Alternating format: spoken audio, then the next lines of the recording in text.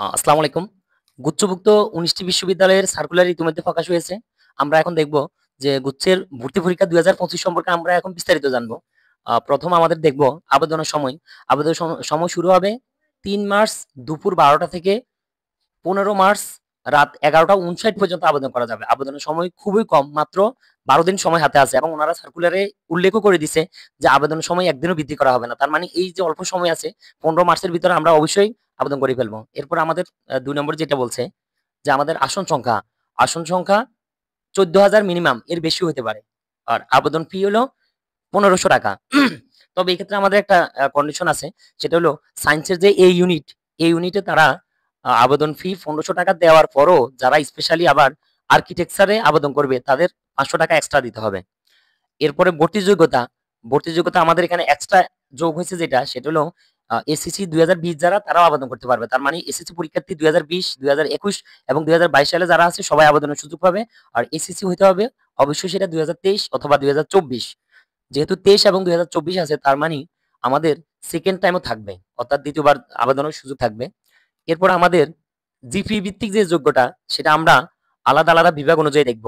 প্রথমে আমাদের এটা জানতে হবে যে এ ইউনিট মূলত কাদের জন্য। এটা হলো শুধুমাত্র বিজ্ঞান শাখার জন্য। আর বি ইউনিট হলো মানবিক শাখার জন্য। সি ইউনিট হলো বাণিজ্য শাখার জন্য।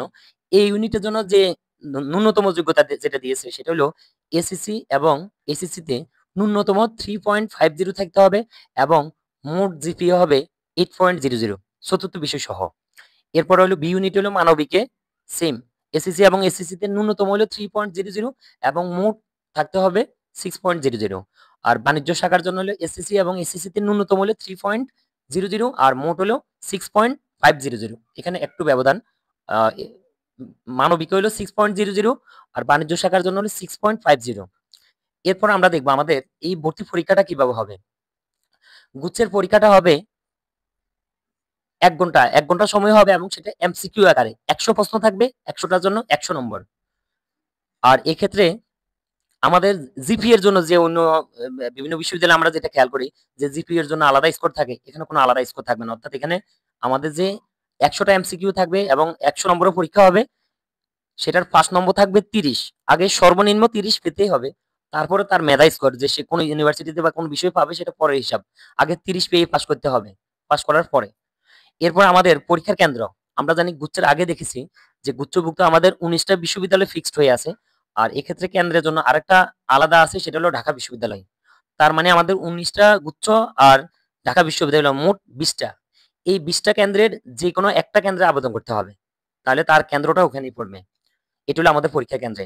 যেকোনো একটা বিশ্ববিদ্যালয়ে তার কেন্দ্র সিলেক্ট করতে হবে। ভর্তি পরীক্ষা। ভর্তি পরীক্ষা সকাল ১১টা থেকে হবে ১ ঘন্টা। এমসিকিউ আকারে হবে। এই ক্ষেত্রে আমাদের বিজ্ঞানের পরীক্ষা যেটা হবে সেটা হলো বিজ্ঞান শাখার পরীক্ষা হবে ৯ মে ২০২৫ সালে এই সকাল ১১টা থেকে হবে ১ ঘন্টা।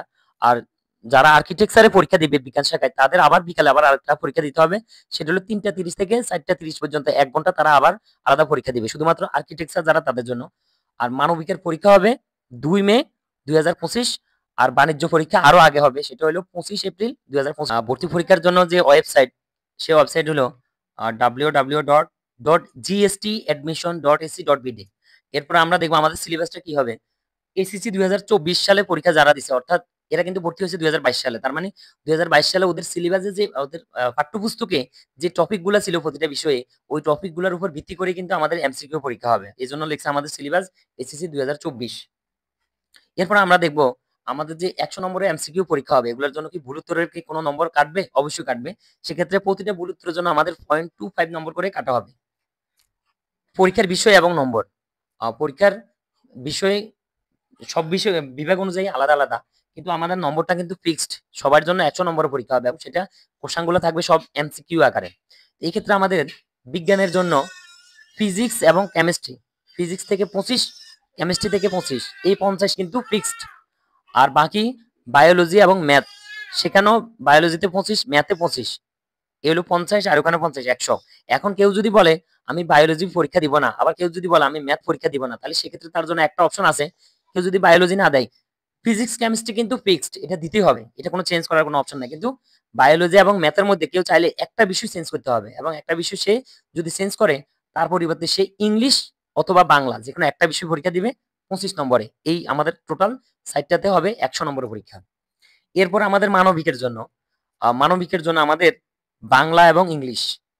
বাংলাতে হলো 35, ইংলিশে 35, তার মানে এখানে হলো 70। এরপরে জিকে মানে আমাদের জেনারেল নলেজ যেটা বুঝাইছে 30। এটার মধ্যে কিন্তু আমাদের বাংলাদেশ অ্যাফেয়ার্স এবং ইন্টারন্যাশনাল অ্যাফেয়ার্স অর্থাৎ বাংলাদেশ বিষয়াবলী এবং আন্তর্জাতিক বিষয়াবলী দুইটাই থাকবে। সাথে তার মানবিক শাখায় যে আমাদের এসএসসি যে তার বিষয়গুলো ওখানে যে টপিকগুলো আছে ওগুলা থেকেও প্রশ্ন আসবে। তার মানে বাংলাদেশ আন্তর্জাতিক সাধারণ জ্ঞান এবং তার বিশ্বভিত্তিক যে ইয়াগুলা ওখানে মিলাই সবকিছু মিলে মাত্র 30। তার মানে তার জন্য সবচেয়ে বেশি ইম্পর্টেন্ট হলো বাংলা এবং ইংলিশ, এখানেই 70। আর ওগুলা সবকিছু মিলে 30, মোট 100। আর বাণিজ্য শাখার জন্য আবার বিজ্ঞানের মতো ফিক্সড করে দিছে, সেটা হলো বাংলাতে 15, ইংলিশে 15, এ হলো 30। তার অ্যাকাউন্টিং হিসাব বিজ্ঞানে 35, আর হলো ম্যানেজমেন্টে 35, 70, আর ওইখানে 30, টোটাল 100 নম্বরের পরীক্ষা হবে। এই হলো আমাদের পরীক্ষার বিষয় এবং নম্বর।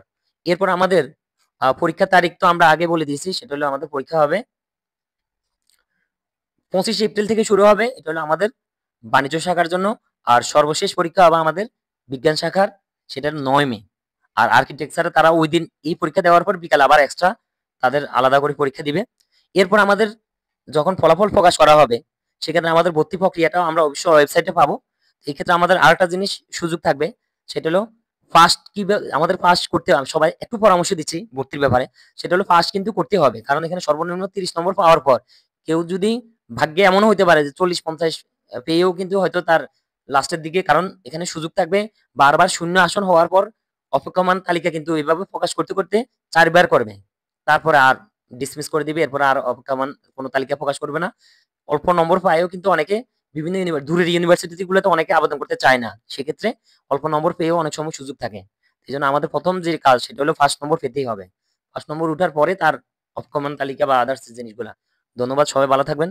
আমার গলা একটু ঠান্ডা লাগার কারণে আজকে কথাগুলো স্পষ্ট বলতে পারি নাই। তো সবার যদি কোনো কিছু বুঝতে সমস্যা হয় বা কোনো সমস্যা থাকে তাহলে সেক্ষেত্রে অবশ্যই কমেন্টের মধ্যে জানালে আমি সেটা রিপ্লাই দেওয়ার চেষ্টা করবো। ধন্যবাদ।